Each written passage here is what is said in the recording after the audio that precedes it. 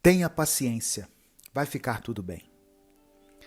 Oi, eu sou Edivaldo Oliveira, você está ouvindo o Minuto Reflexão. E eu vou te contar uma rápida história que vai fazer você aprender algo para colocar em prática na sua vida. Hoje eu conto a história de um jovem casal que estava casado há pouco mais de um ano. Pedro e Maria moravam em sua pequena, mas aconchegante casa. Todos os dias, Pedro saía para trabalhar às 7 da manhã e tomava café com Maria, que também trabalhava, porém de casa. Então, ela se dispunha a deixar a casa sempre organizada. E assim os dias seguiam. Certo dia, Pedro notou que a casa não estava limpa e que, na verdade, ela estava cada vez mais desorganizada. Ele percebeu também que Maria agora ficava trabalhando até tarde e parecia que ela estava fazendo os trabalhos que teve o dia inteiro para fazer. Ele começou a se questionar. Se Maria não está fazendo as tarefas de casa e não está trabalhando também, o que será que ela fica fazendo o dia todo? E então alguma coisa clicou na mente dele e ele se deu conta. Maria está tendo um caso com outra pessoa. No dia seguinte, ele disse que iria sair de casa para trabalhar, como todos os dias, mas na verdade ele estacionou o carro escondido e ficou por ali, observando, na rua de trás, para ver se Maria iria sair de casa ou se alguém iria entrar lá. As horas foram se passando, 9 da manhã, 10 da manhã, 11 horas e nada. Pedro já estava começando a enxergar aquilo como um grande exagero e como um ato muito tóxico.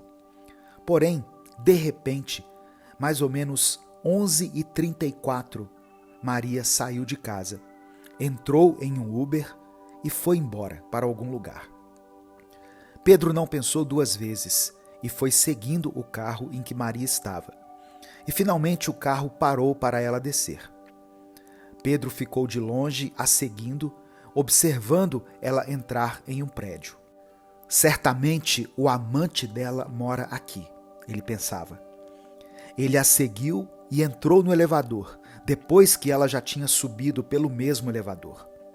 Pedro apertou o terceiro andar por pura intuição e, ao parar no andar, foi seguindo a voz de Maria pelo corredor, cheio de portas. Até que pronto, ele a encontrou. Ela estava deitada, com a cabeça encostada em uma almofada. Mas para a surpresa de Pedro, não havia ninguém perto dela, e ela estava com lágrimas nos olhos. Ele entrou de repente na sala e gritou: "Você acha que eu sou palhaço?" Maria tomou um susto, e Pedro também, quando olhou para trás e viu um homem, bem arrumado, usando seus óculos, sentado em uma cadeira, segurando um caderno. Pedro olhou em volta, se deu conta de onde estava e definitivamente não era uma casa, e sim um consultório. Algumas imagens de cérebros em artes abstratas nas paredes, livros gigantes com o tema psicologia na prateleira e aquele homem sentado ali, anotando tudo. Maria estava numa consulta com o psicólogo e ela, ao perceber o que tinha acontecido, rapidamente voltou a chorar mais e falou para o seu psicólogo: "Viu só? Ele não confia em mim. Ele nem sequer pergunta o porquê da casa estar desarrumada. Claramente eu não estou bem e já faz um tempo eu acordo todos os dias e mal consigo sair da cama. Eu procrastino o dia todo, triste, sem perspectiva e frustrada comigo mesma. Daí, o trabalho que eu deveria fazer durante o dia só é feito à noite, pois eu não consigo fazê-lo durante o dia. Estou com depressão e ainda tenho que lidar com um marido ciumento, que viveu em uma casa onde o adultério era algo comum, mas agora está comigo, que nunca teve esse parâmetro e nunca viu isso de perto, muito menos dentro da própria casa. Maria disse tudo isso com lágrimas nos olhos. E enquanto o psicólogo estava totalmente assustado com aquela situação toda, Pedro abraçou Maria, pediu perdão a ela por ser ciumento e tóxico e também pediu perdão por não ter notado que ela estava depressiva e estava passando por uma fase difícil em sua vida. Pedro já aproveitou que estava ali, pediu contatos de psicólogos para ele também, pois ele tinha muito o que rever em si mesmo. E com a maior vergonha no coração, Pedro saiu do consultório e voltou para casa, sabendo que, a partir dali, a vida deles, tanto como casal quanto individualmente, nunca mais seria a mesma. Você gostou dessa história? Se gostou, dê o like aqui no vídeo.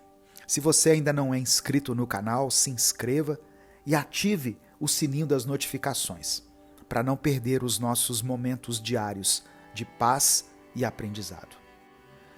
Sabe, tem muitas pessoas que têm vivido igual ao Pedro, presas ao passado e deixando que os traumas do passado moldem até mesmo a sua visão da realidade. Talvez você já tenha ouvido tantos nãos em sua vida que agora tem dificuldade em ouvir um sim e sempre sente que está incomodando. Quem sabe você foi o tipo de pessoa que sempre foi criticada e zombada pela sua aparência ou por causa do seu jeito e hoje em dia, quando recebe um elogio, simplesmente não consegue aceitar e acaba até se diminuindo ou se comparando com a pessoa que fez o elogio, dizendo que ela é 1000 vezes mais bonita do que você. Você se sente assim às vezes?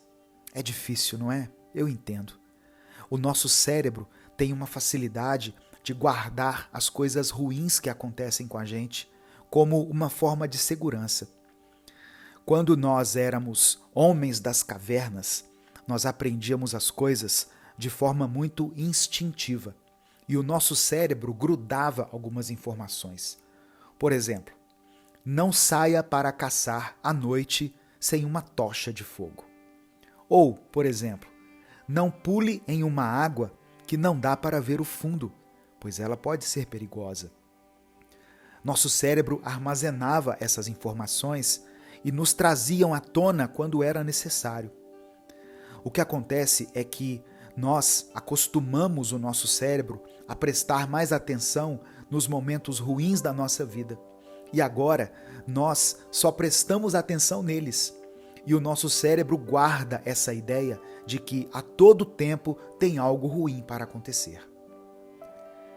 Você precisa sair dessa e viver novamente.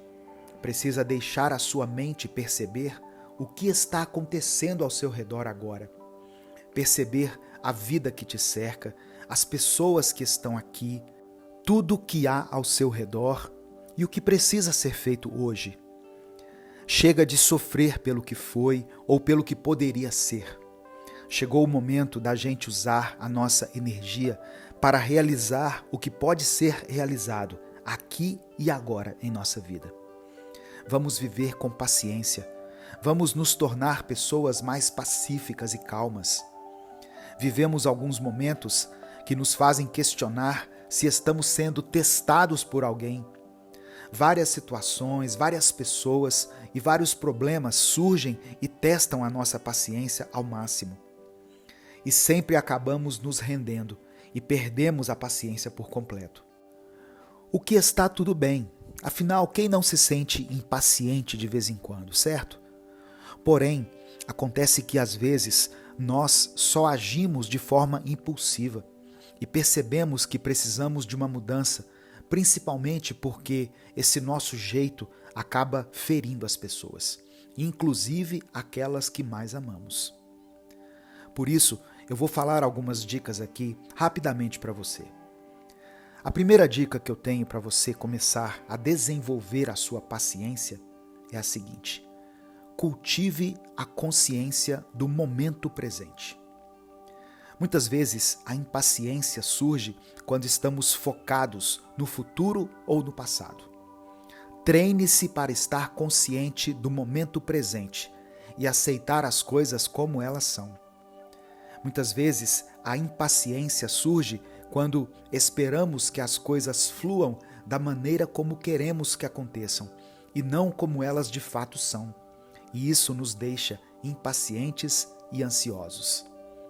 Defina expectativas realistas e lembre-se de que certas coisas levam tempo para se concretizarem. A segunda dica que eu tenho para você é: pratique a gratidão. Apreciar o que você tem no presente pode ajudar a reduzir a impaciência em relação ao futuro. Regularmente, reflita sobre as coisas pelas quais você é grato e concentre-se nas bênçãos da sua vida. Se for preciso, faça uma lista e coloque essa lista à sua disposição, de maneira que você se lembre sempre de motivos para ser grato. Todas as vezes que sentir vontade de agir com ingratidão ou toda vez que perder a paciência por causa de coisas mínimas. Outra dica para que você desenvolva a paciência e a faça crescer no seu interior é praticar a empatia. Tente se colocar no lugar dos outros e considerar suas diferentes perspectivas. Isso pode te ajudar a desenvolver uma compreensão mais profunda das circunstâncias e a lidar com elas com mais paciência. Quando fazemos um esforço para compreender o ponto de vista do outro, nos colocamos em uma posição de paz e tranquilidade e conseguimos apaziguar o diálogo ao invés de agirmos com agressão e hostilidade e alimentarmos um embate no lugar onde deveria haver uma conversa. A próxima dica para você é a seguinte: pratique o autocontrole. Desenvolver a capacidade de controlar suas emoções e impulsos é essencial para cultivar a paciência. Identifique os gatilhos que normalmente desencadeiam sua impaciência e trabalhe na autorregulação, encontrando estratégias eficazes para lidar com eles, como pausar, respirar fundo e refletir antes de agir. Ao identificar esses gatilhos, você vai perceber que algumas coisas que te tiram a paciência não são pessoais.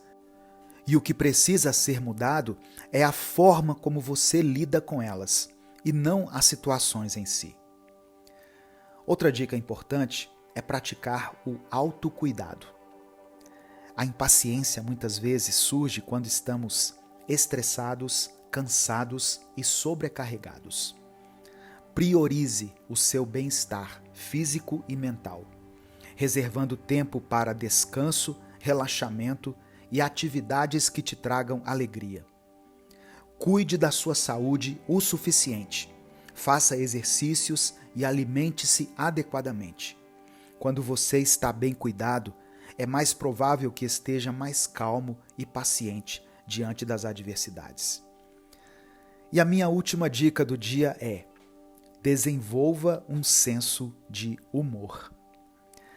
A impaciência pode ser aliviada quando somos capazes de encontrar o humor nas situações cotidianas.